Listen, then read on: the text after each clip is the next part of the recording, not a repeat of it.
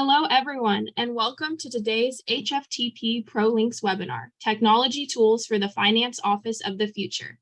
I am Brittany Brewster, HFTP Director of Membership, along with Barbara Cimarero, HFTP Senior Chapter Relations Manager, and we will be hosting today's webinar. In today's Hospitality Finance Office, there is an abundance of applications to assist with automating workflow and increasing productivity. However, there is one area in particular where the finance professional should focus more on, and that is analyzing all the data from the operation. The ability to review financial information from a more strategic perspective and not just for accuracy is essential. Sound financial analysis can provide insight into where more resources are needed in the operation, where results are exceeding expectations, and how this can be replicated into other areas. This webinar will provide insight into a few tools that can support this area of data analytics. Today, we are joined by Arlene Ramirez, CHAE, CHE, CHIA, and CAHTA. Arlene has over 25 years as a hospitality industry finance professional. Most recently, Arlene founded Ascend, which focuses on curriculum development, delivering online learning, and certification programs designed to address opportunities for professional growth within organizations. Arlene holds a BBA in accounting from the University of Texas at Austin and an MBA from Sam Houston State University. Matt Curry is the Chief Revenue Officer at My Digital Office and oversees revenue operations, retention, and growth, covering sales, marketing, and customer success. He holds a bachelor's degree in finance from Western Kentucky University. Drew Wallace is founder and CEO of Hotel BIS, an end-to-end business intelligence as a service company that brings all your data into one place so it can be easily assessed and analyzed from any device. Drew holds a master's in management of hospitality from Cornell University and a Bachelor of Arts in International Relations from Princeton University. And finally, we have Tanya Venegas. Tanya, MBA, MHM, is the Global Head of Customer Success for HotStats, a monthly profit and loss data benchmarking platform. She holds a BS, MBA, and MHM from the University of Houston. And with that, I will hand the webinar over to Arlene. Thank you so much, Brittany. Thank you all for attending today. I think this is going to be a great session for everyone. Just sort of to lay the scenario of what we're talking about. There's so much data that we have today in the hospitality industry, regardless if it's a hotel, a club, a restaurant. We're collecting data constantly. And we are also faced with many challenges right now, which is finding staffing and finding the time, honestly, to be able to look at that data. And sometimes it's because we don't have the right resources. We just don't know how to even begin the task of analyzing the data. So what we're going to be talking about today, or the overall theme of the webinar, is what can we do to help that essential skill, or that allow the time or the resources to do this? Because if we don't analyze the data, we can't move forward. We don't know how to address things and be proactive. So with that, and our great panelists are going to help us answer, and you're going to know how to do this by the end of the webinar. We're going to start with the first question for the panelists, which is, what do you find is the biggest challenge or obstacle that people are facing in analyzing operational and financial data? And are there any tips that you can provide to help improve that? And we're going to go ahead and start with Drew. Yeah, thank you, Arlene. Thank you, everybody, for joining. I guess one of the biggest challenges I've seen in the industry in my current role with my company, as well as my past roles, is that there's really more data than ever before in the industry, and it's coming from more sources than ever before, right? So there used to be just SDR, but now there's also HotStats, there's Calibri Labs, Hotel Horizons, and then there's more systems and tools supporting each department. And there's higher expectations from guests, employees, and investors to understand all of this data in a way like there never was before. Everyone's dream is always like a single unified solution for all their problems, which sadly doesn't exist and probably never will. But I think that the key to overcoming these challenges of all this data, like more data than ever before, is developing the right technology stack for your hotel or hotels. So in a technology stack, it's not just the right technology, but it's the right integration, configurations, and training to make it all work. Ultimately, it should reduce manual processes and increase efficiency, not the other way around, which is sadly more often what I see in a lot of the groups that I work with. And particularly among third-party operators and hotel investors, where I think there's kind of the most need for additional support. The piece in the tech stack that I see missing most often is the one that's tying them all together. It's like, so the one that sits on top, brings your data together, and makes it easy to analyze and see from the big picture. Tanya, would you care to add anything to that? Thank you. And that's a great kind of description of, and where I come in Hotstats is we are really collecting one of those big pieces of data, which is P&L data, and analyzing that for operational efficiencies. And the biggest challenge that we find most of the time is time. People are saying, what is the easiest way that I can get the data over to you? And we've really worked with a lot of partners like MDO and some other accounting companies, and being able to set up APIs so that we can get that data over directly. So again, it's that automation and being able to bring that data directly over to us.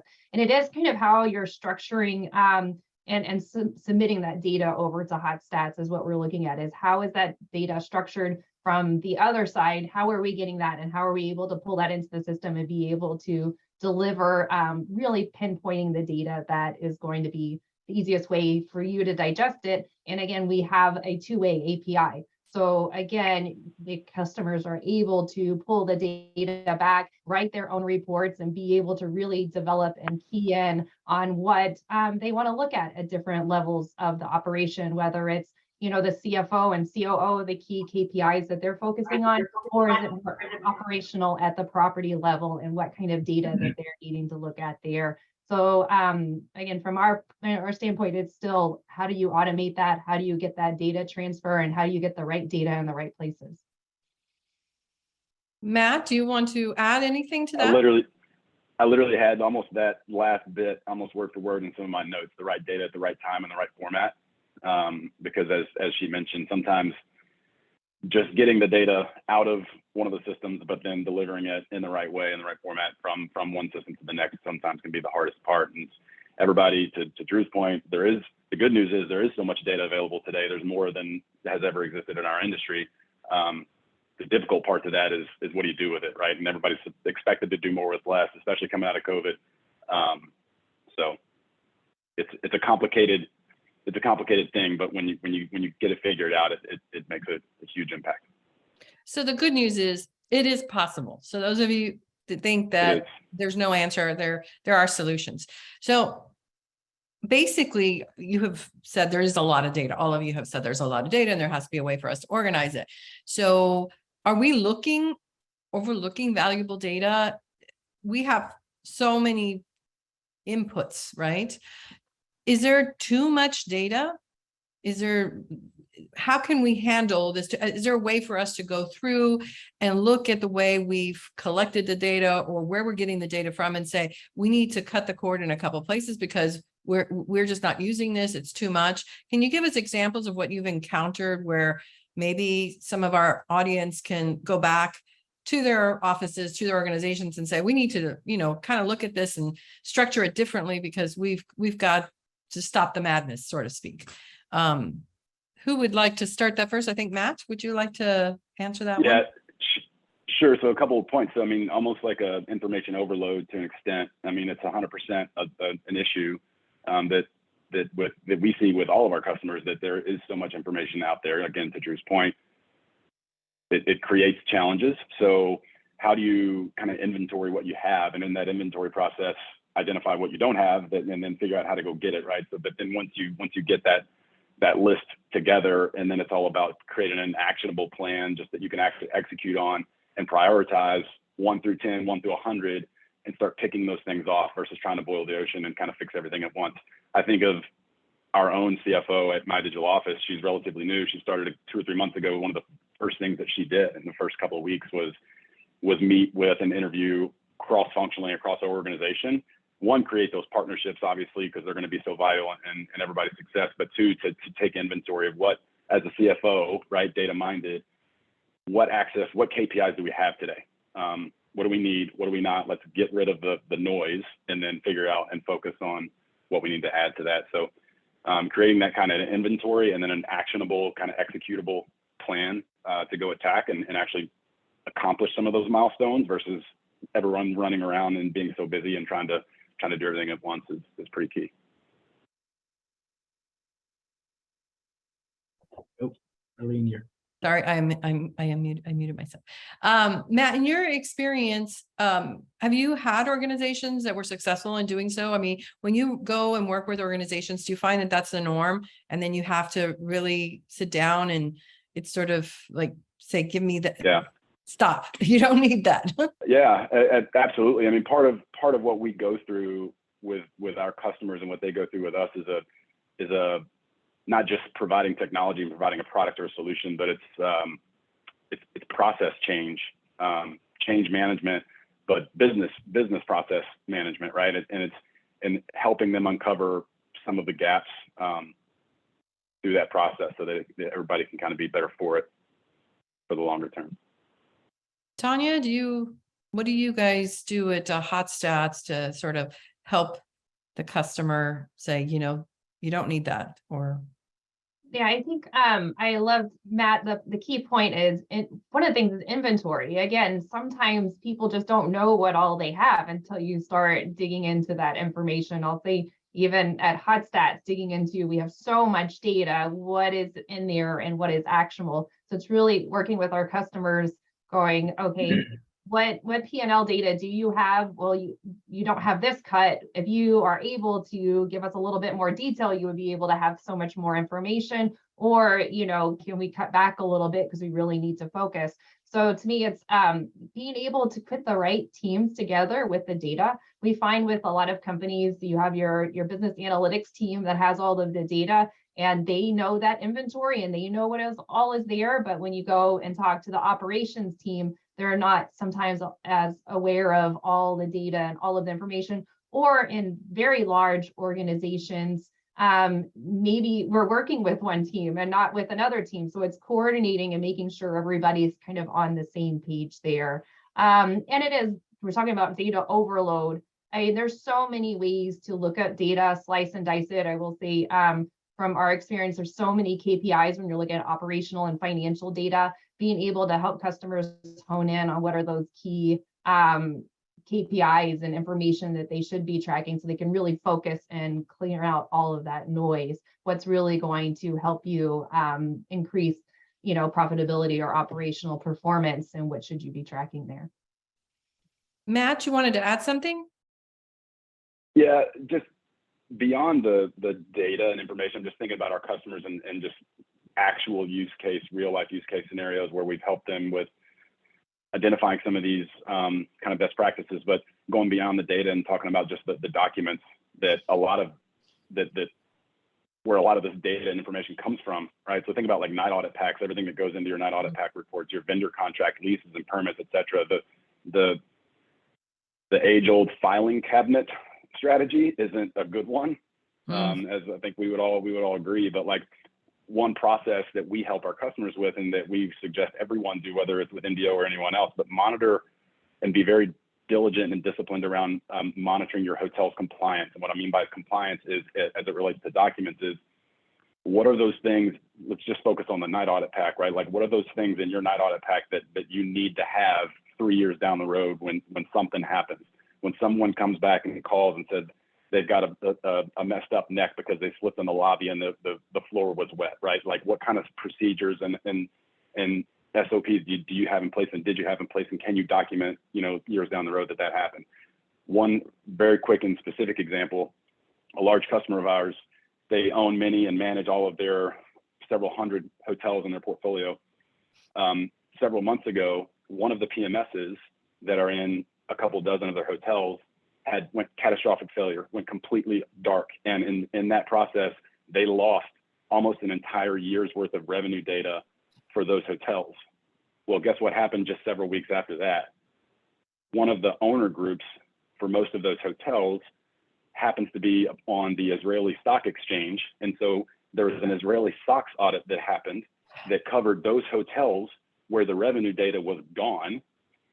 but they were able to, because they were so diligent and disciplined around every single night, making sure that their hotels remain compliant in terms of keeping the information that they need to have on hand. They were still able to provide almost 100% of the documents and the information that was required in that audit, saved them almost $1 million in potential fines that they would have been hit with, not to mention the management contracts that they would have immediately lost had they failed that audit. So going beyond the data is my point there, and making sure that you're diligent about your hotel's compliance efforts on a daily basis throughout the year. You bring up a great point, Matt, because when we start thinking about data and data analytics, we're really only focusing on the numbers. And there is so much beyond the numbers of data that we need to, it's all electronic today, that we need to also think when we're organizing. It's not just so much about what we're reviewing for performance purposes, but it's everything. And you're so right about the filing cabinet, because it doesn't work. It doesn't work. And Drew, do you want to add something to that? Yeah, it's actually the filing cabinet reference is an apt one, because it's kind of what I was going to point out is I agree. Everybody needs to focus on the data that's most important and going to really drive the needle, move performance. But my company or my philosophy is like all the data has value, but it only has value if you can access it and easily access it and apply it. And so data, the filing cabinet analogy is like data stored in a filing cabinet is useless if no one knows it's there, or can't easily use it, even if they do know it's there. And I've worked at many companies where you have deep, like files on files on files in like a shared drive somewhere that were stored with the intention that they are referenced later on, but no one even knows they're there. The person that put them there has left, and you just get these. It's so it's your electronic filing cabinet that essentially is useless. The way to get around that and actually make all of your data usable is to make it easily accessible. And I think, again, it goes back to getting the right technology stacked and the right tools in place to make your data, all of it usable. Because generally there's some kind of value to all of it. Also the names of the files. So when you talk about these filing cabinets, and what the heck did you name it? Which leads us to our first 3 poll questions. We're going to just give you 3 questions at one time. So Barbara, if you will.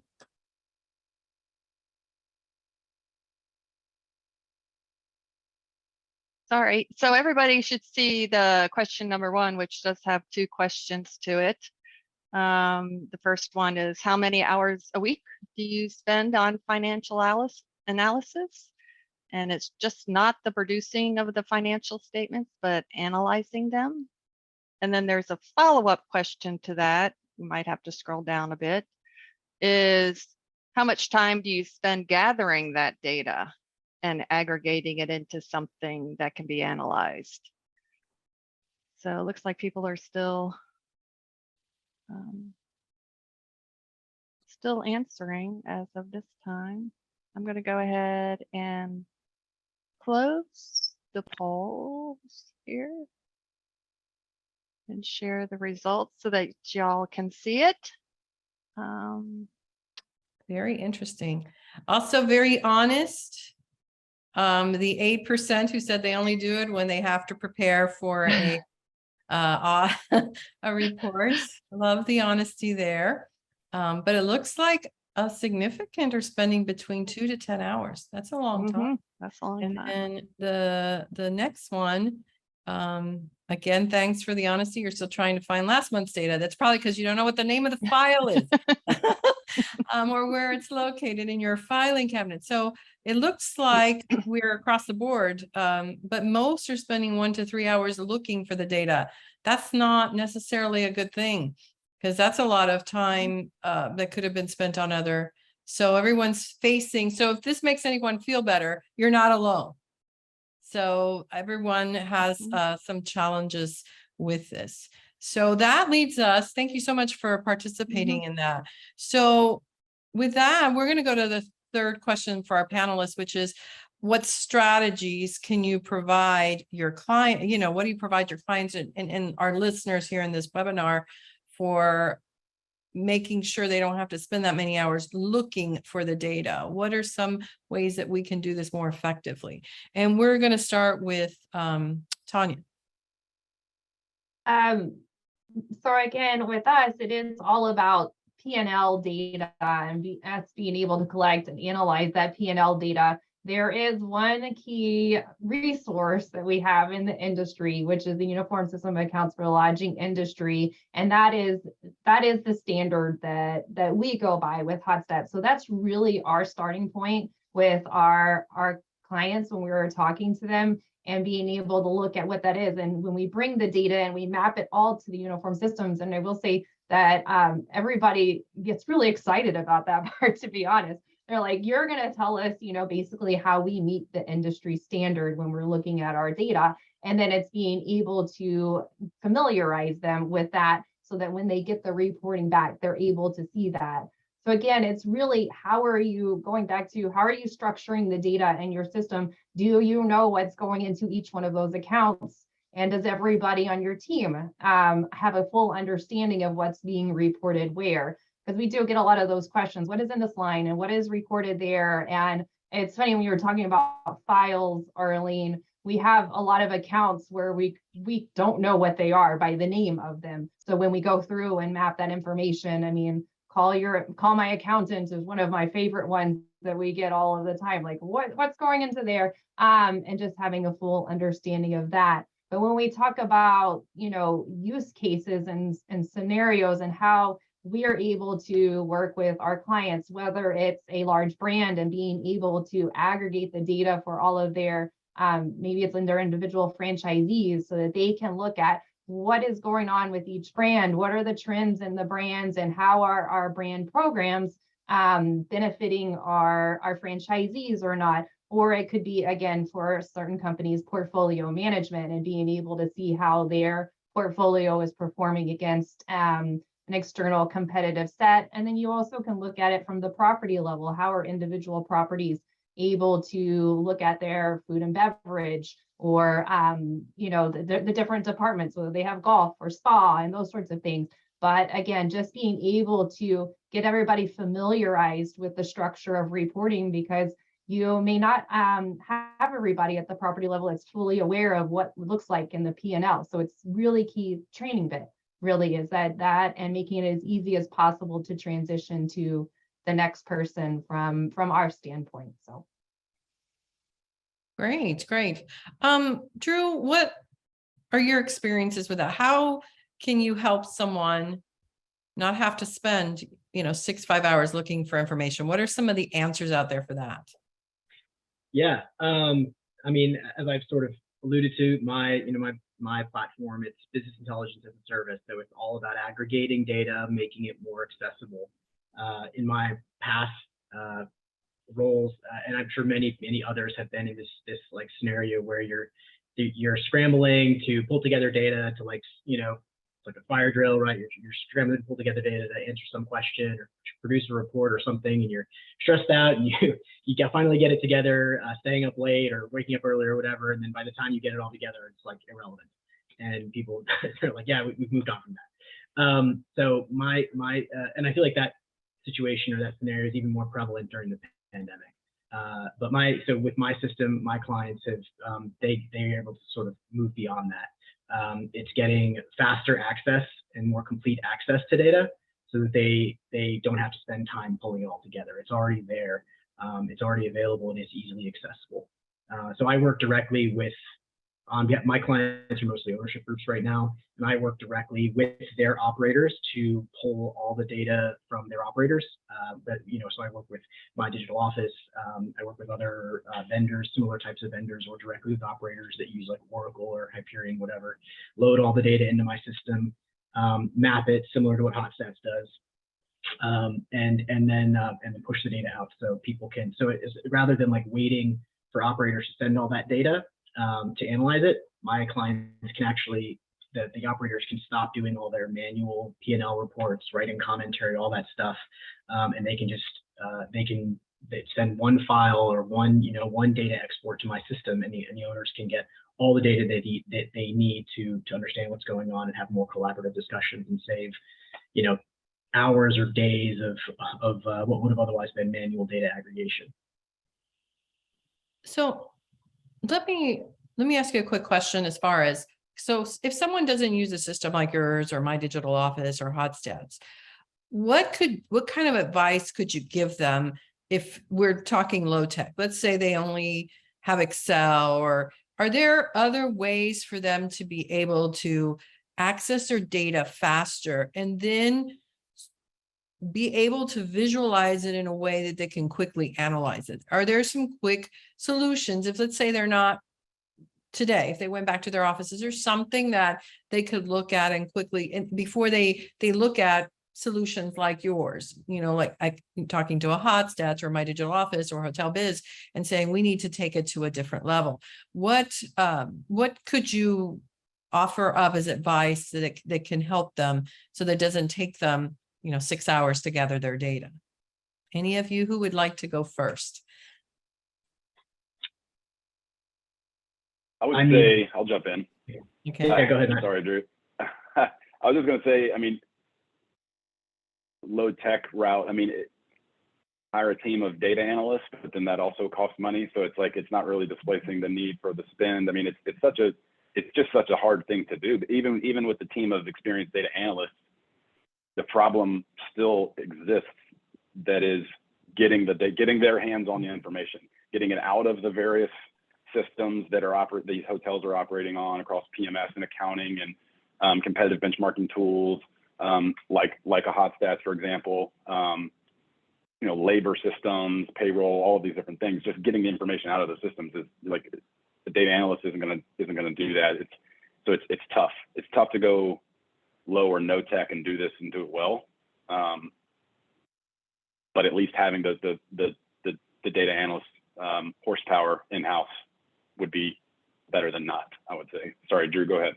Yeah, I was just going to say, don't do that. I think you'll end up spending more time and more money trying to do it cheaply than if you just do it properly in the first place. We're in the 21st century. There are 21st century tools that do all this stuff, and which is confusing because there's a slew of different technology options out there, and it's difficult to choose and find the right ones. But taking the time to do that, to do it properly, is well worth it. There will be a return on investment, over and over and over again if you have the right tools in place. And they don't need to be expensive. Again, finding the right one, a simple data. My platform is just a simple database, multi-dimensional database. It has, compared to like what My Digital Office does, it does like a fraction of those things, but the things that it does very well. So it's about finding the right piece of technology.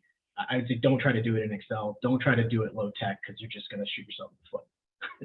I would add to that one thing, just to find the tools out there like Hotstats, another plug for you, but find the benchmarking tools out there that provide such a massive value from the benchmarking perspective, and participate.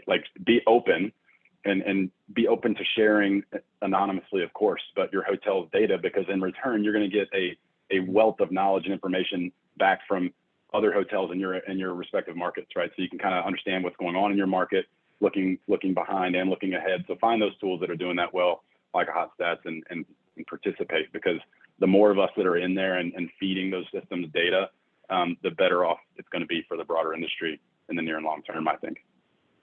So at least going with an SDR or Hotstats and looking at it, at least it's a baseline. That's something that you know what data they need in order to analyze it, and you could at least automate that part of it.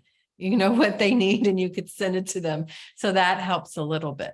So one question again and I mentioned this at the very beginning, is staffing. We're going through a very difficult time right now trying to find people. And it's not just the servers and the housekeepers. It's also people in the accounting office or in management positions who are familiar with this data and have the ability or can be trained to analyze information so that we can move forward. And again, the goal is to have productive, effective properties, businesses that are making a profit and moving forward. So what advice would you give if you're looking at setting up your data right, so that if you do have changes in staffing, if you do have turnover, if people are getting promoted and that was your best person to analyze data, what can we do at a business where we have this continuity, that if someone were, I always use this, if I got hit by a bus tomorrow, I would hope that someone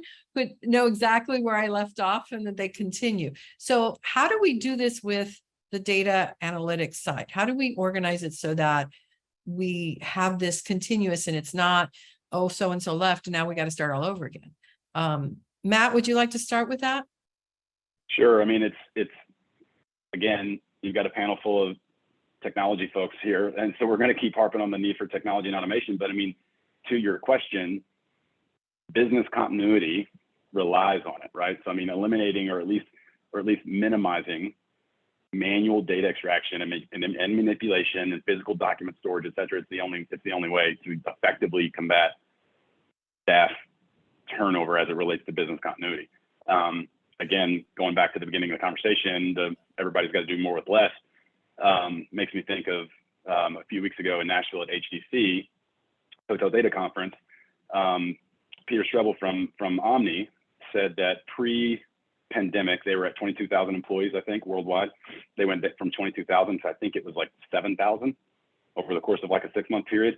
They're back up to 18,000, so still short, relatively significantly short of pre-pandemic levels, but they're more effective because through that process they found ways to automate, leveraging technology, so that when you have that staff turnover, whether it's at the night auditor level or the GM or the regional controller, whoever it is, it's kind of plug and play. When the next person comes in, you can only enable that with technology and automation. Yeah, like that, I can see where that would happen too. And we've learned a lot, obviously, from the pandemic. Tanya, would you like to add to that?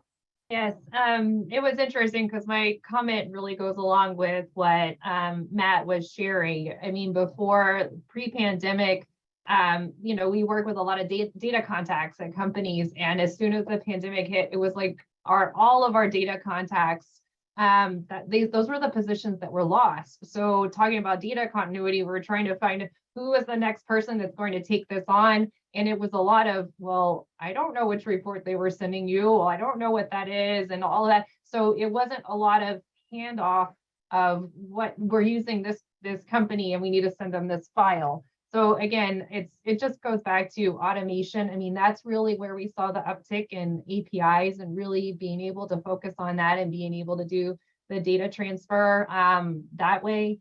And it is this kind of being able to kind of hand off and key in up those key ones, but how many different reports are you using and how many reports are you sending out to everybody?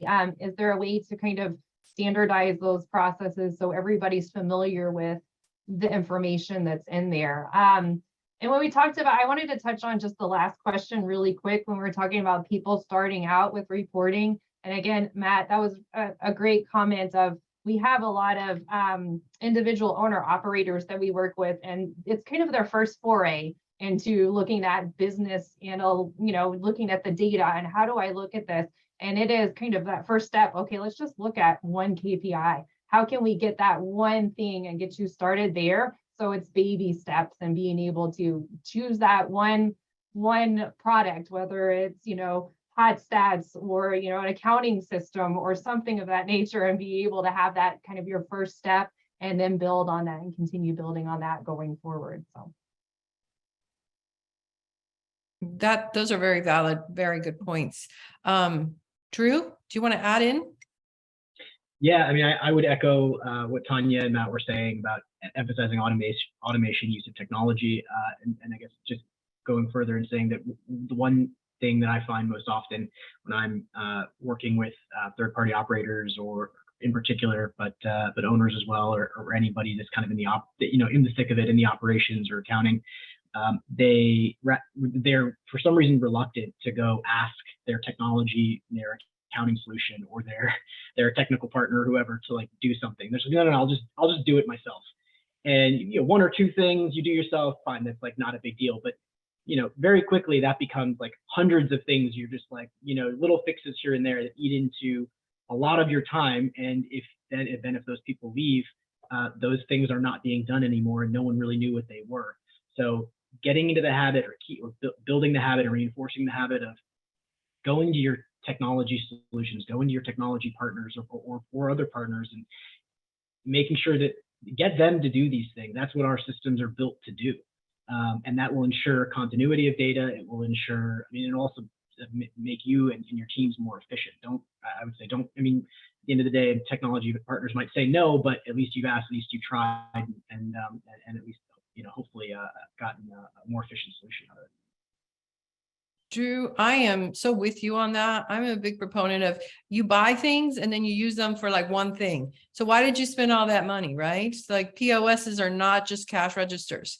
They're a wealth of data and no one uses the data in them. But that goes back to our point that they don't know how to take the data out and use it. So it sounds to me like if we were going to give advice to someone, say a small organization or even a big organization, the first thing is to understand where all your data points are coming in and then identify what it is that you want from those data points.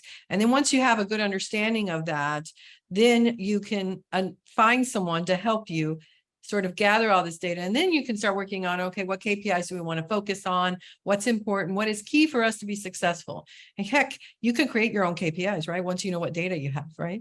So people are so afraid to come up with their own KPI, but hey, as your business, you know what, you should do what you feel is best.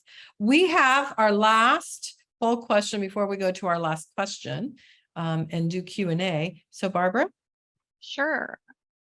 Let me launch it. It is, are you currently collecting data that you have no idea how to use? It's a yes or no question. And I'll give it a few moments for people to respond to. Because I can't vote as a panelist, but No. yes. So I'll go ahead and end it now and share the results. Oh my, look at that. We have almost a tie. Hi. Yes, 50. But most people have stuff they don't know what to do with. Well, kudos to the 45% who know exactly what data they have and how to use it. We're going to contact you individually. No, this is a anonymous poll, so we can't verify your answer and test you. So if you were, our last question is about data visualization tools. So all of you are involved with collecting data and helping your clients see what the data is telling, right? So that at the end of the day, that's why we want to organize our data and be able to access it quickly. And one of the things with accounting is that for data to be relevant, it has to be timely, right? So for us to be able to make good decisions, we need the data now, not yesterday, not a week from now. We want it now. And in today's world where you get instant texting and whatever, it's augmented that even more, right? We want it now, yesterday. We want today's news yesterday.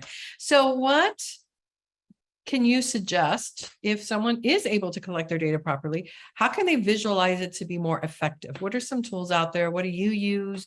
What would you suggest? We'll start with Tanya.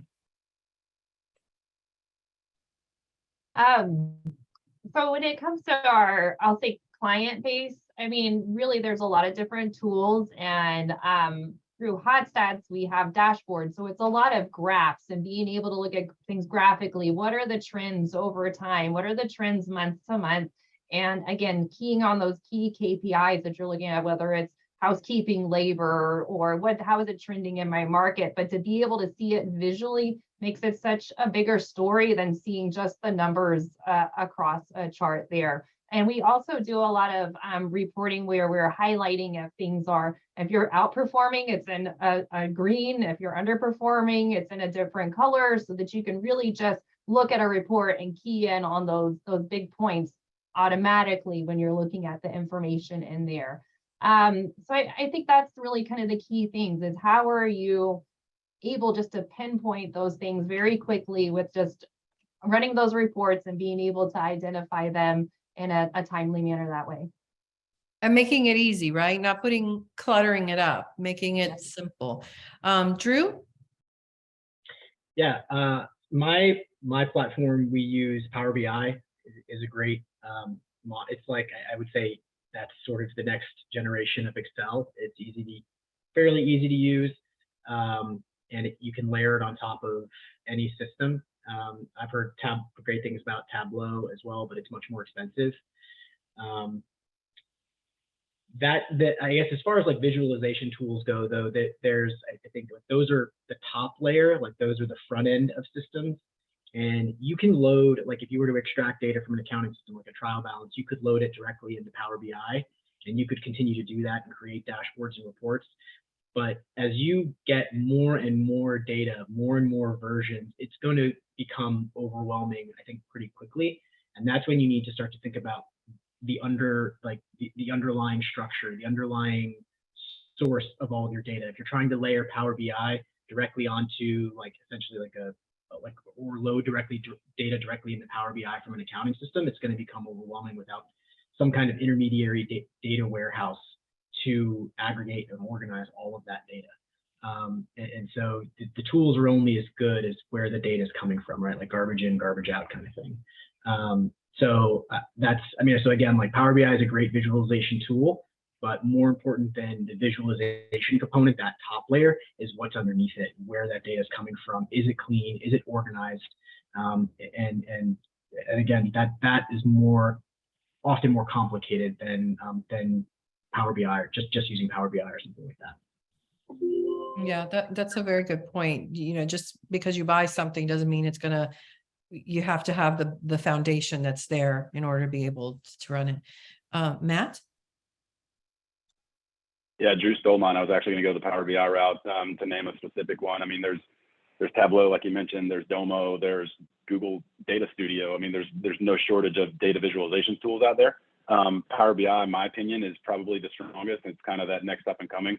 And then we see most of our customers using it, whether they're, feeding data from NBO into it, feeding data from Hotstats, Hotel Biz, whatever it is, it's good. But it's important also to remember to think about the consumer of the data internally, both the creator of the visualization and the consumer of said visualization, right? So what we see work best is when organizations kind of use a hybrid model when it comes to information management. So it's great to have like these digestible dashboards, where you can give operations what they need. You can give sales and commercial teams what they need, where they can get in and out, identify quick trends, and then go on about their day. But then while doing that, not handcuffing or holding back your finance teams or your data analyst teams who are much more savvy to the Power BIs and those types of systems where you can really kind of slice and dice and do more analyzation versus visualization. So we see it best to have a bit of a hybrid model. I have one last question, which I didn't discuss with you guys, but you guys can answer. Do you find that if you do set this up with and I'm coming from the training, educating people on how to use it, because I find a lot of times that someone makes a decision to say, figure out a way that we're going to present the data or analyze it. And they're the only ones with the knowledge base to do that.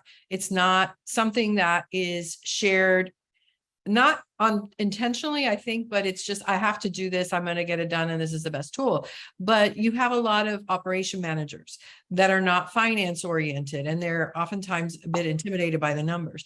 Do you find when you work with your clients that they're also thinking of the training so that once they organize the data and they get the dashboards and they get the KPIs, that people actually know what these things mean? And I open that up to whoever wants to go first. I would say yes. It's you nailed it. I mean, it's so critical, both for the end user consumer of the data, but also the people who are going to be in there clicking around and using whatever technology it is every day to make sure that it works, and so those end consumers get the information they need. I mean, we're going through it right now. We have over 1,000 hotels that are onboarding one of our solutions right now, our business planning, hotel budgeting and forecasting tool. Over 1,000 hotels right now in flight onboarding, and part of that onboarding is training. And so of those 1,000 plus hotels, I mean, you're talking on average 3 to 5 people per hotel when you consider the regionals. I mean, so it's a lot of people that are across all of those organizations that need to have the same, or at least on some level, same level of knowledge, because otherwise it gets out of control really quickly and it becomes counterintuitive. Drew, I see you shaking your head. Do you have anything to add? Yeah, I do a big part of what I do is training. So I mean, so far this today Wednesday, or no, Tuesday. So I spent like half of yesterday, the first half of yesterday, and everything earlier this morning just doing training with my clients, showing them how to use different aspects of my system, how to pull data, how to do these queries, whatever. And that's just like an ongoing piece of what I do, because again, like you can build the greatest platform, technology solution, whatever, but if nobody knows how to use it, then it's not very useful. Yeah. Tanya, I'm going to let you end this. Yeah, okay. So the point, I mean, the users of HotStats data, again, are at all kind of different levels. So usually, and we'll do different training sessions. So we'll do training sessions for the key corporate level, regional, and then property level, because each one of them, to Matt's point, will be using the data a little differently. We've even done separate trainings for like spa, department, or F&B, and different ways that you can look at and analyze the data. So just making everybody feel comfortable with the reporting and that they can go in and do that. And that's one of the key things that we encourage everybody to get in and have access to the data. I think for so long, the finance team or the top level, they kind of held on to the data, and just being able to get it down to everybody and every manager within the company so that they can track what is that performance and what are we doing month to month. But it's just getting that level of comfortability with it. And that's kind of what my team does at HotStats. We just walk through until everybody is really comfortable with utilizing the data and information in there. Great answers. And right before we go into the Q&A, and Barbara will announce this as well, but because HFTP is interested in you making sure that you know how to analyze data, there's going to be some special pricing for some of the programs that are in the HFTP Academy. And there is a benchmarking course in that suite of options, and that does deal with how to analyze data along with understanding the USALI. So stay tuned for that. And at this point, we are going to entertain some questions. So I'll go ahead and read the first question. It's from Ron. I think we kind of touched on it. For companies without one of your products, is Power BI a possible short-term solution?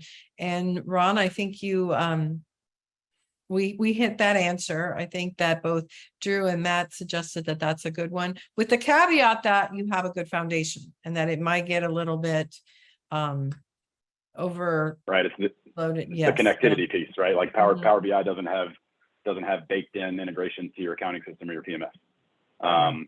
So as long as those underpinnings, the plumbing is there, whether it's technology, people, process, whatever, a combination of the three, it's a great option. Thank you for your question, Ron. And Sheila is saying that our country club, we're looking at developing effective succession planning to promote business continuity. So Sheila is on the right track there, and you just need to add the data component there. And we have an anonymous attendant who said, what's the most new data point and metrics have emerged post-pandemic that hotel groups are waiting to gather? I think that's what that says. Anyone want to, which one? Drew, would you like to answer that? Okay, that's probably a Tanya question. I mean, That's true. Tanya, sorry. No, that's fine. No, the biggest thing that really the shift that we found from COVID is everybody looking at profitability now. I mean, that is really the key. Prior to the pandemic, there was still a lot of focus on revenue and top line and looking at the revenue numbers, but when there was no revenue coming in, what do we look at now? We look at expense line data. We look at, labor and how do we get those efficiencies in the different departments. So it really kind of broadened the scope of what everyone was looking at when they looked at operational profitability. So I think it's really exciting that everybody's kind of gone beyond that kind of top line. What is rooms profit? What is F&B profit? But what is driving that? I mean, what is our labor costs and our expense lines and all of that information there? So that's really the key shift that we've seen. Drew, I know that, okay, so Tanya, that was a great answer to based on I'm sure you see that because you're seeing data all the time. But Drew, your platform focuses in reporting to owners mostly, correct? I mean, at least ownership groups are buying your platform so that they can sort of see how their assets are performing. So what are you hearing from your client base? What is their focus? What are some of the things they want to make sure that they're seeing in the data?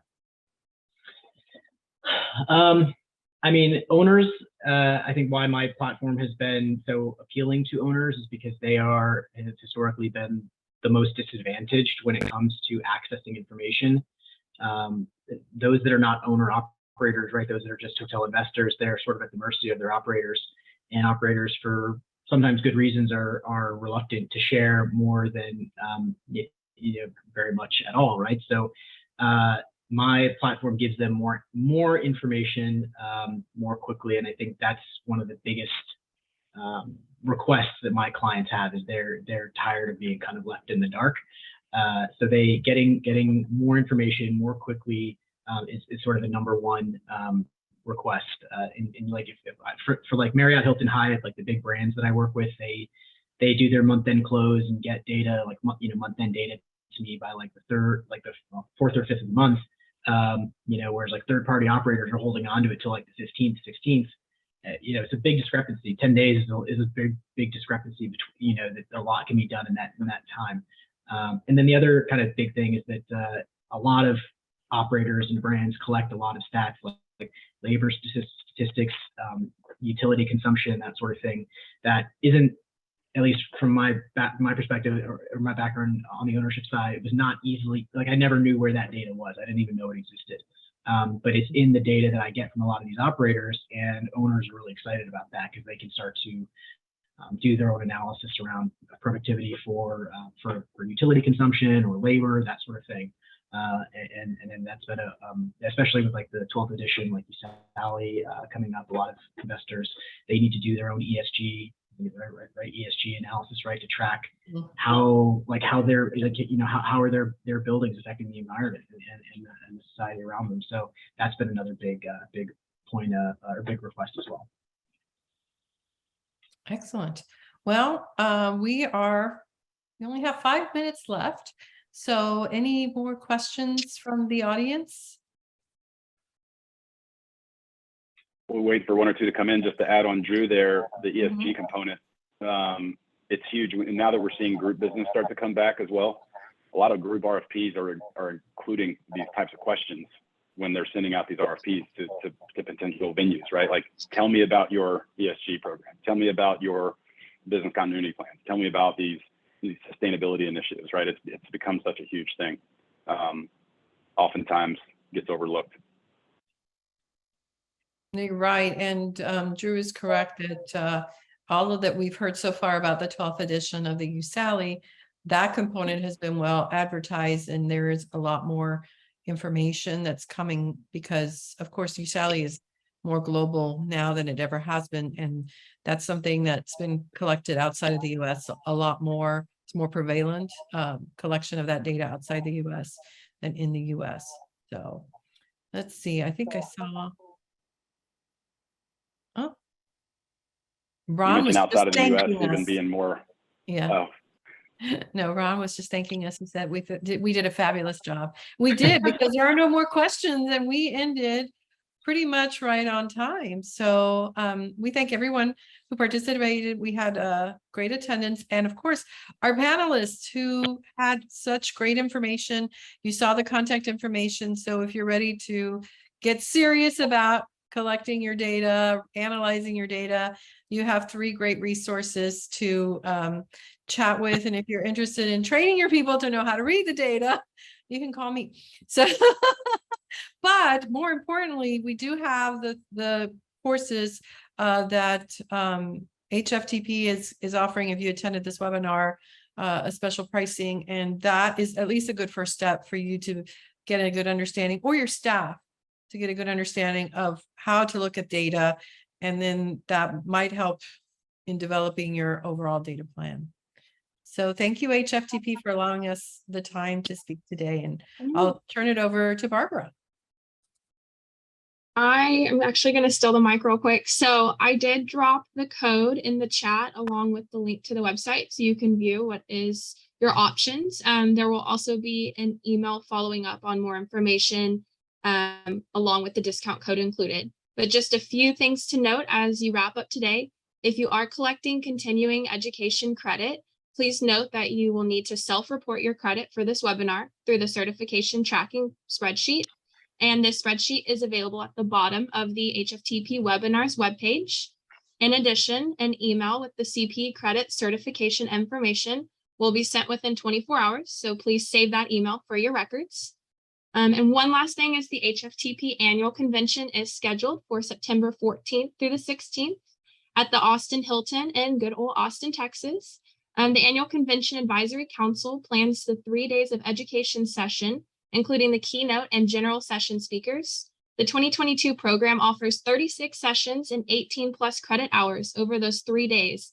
And hopefully the sunny and warm Austin. Right now it's raining, so hopefully better weather in September. And with that, this concludes today's broadcast, and we hope everyone has a great rest of their day.